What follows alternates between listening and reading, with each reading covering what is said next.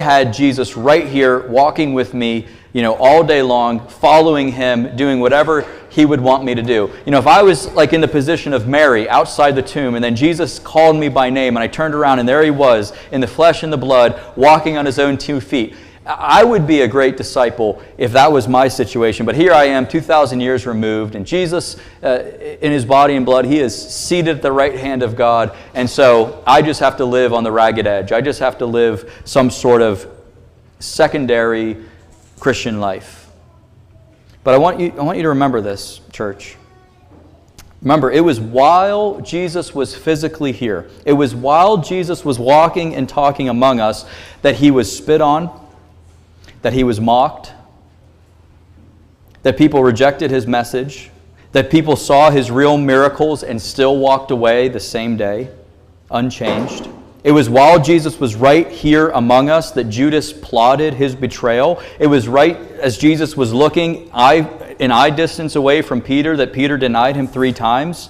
And what I'm trying to get us to realize, it's not enough to see. It's not enough to have even Jesus physically there before him, because it was while Jesus was physically here that he was killed, that he was crucified. And so whether we're in the position that we are here 2,000 years from that point, or we could go back in the time machine and live beside Peter and James and John and Mary and all the women, it would still require faith. It would still require repentance and obedience, because the same people, the same crowds and mobs that saw Jesus in the flesh and the blood, a lot of them were the same ones who said, "Crucify him, we had nothing to do with him," and they spit on him and mocked him and chased him out of town. This is the thing. We walk by faith and not by sight.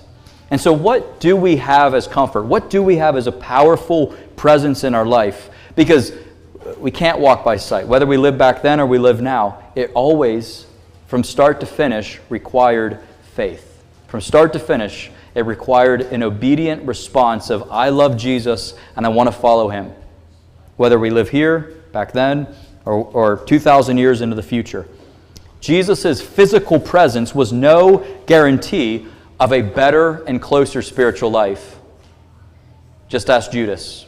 He was right there for 3.5 years. And whenever Judas betrayed him, all of the disciples, none of them figured it would be Judas. They went around the table and said, is it I, Lord? Is it I? None of them figured it would be Judas. But for all of the personal, intimate,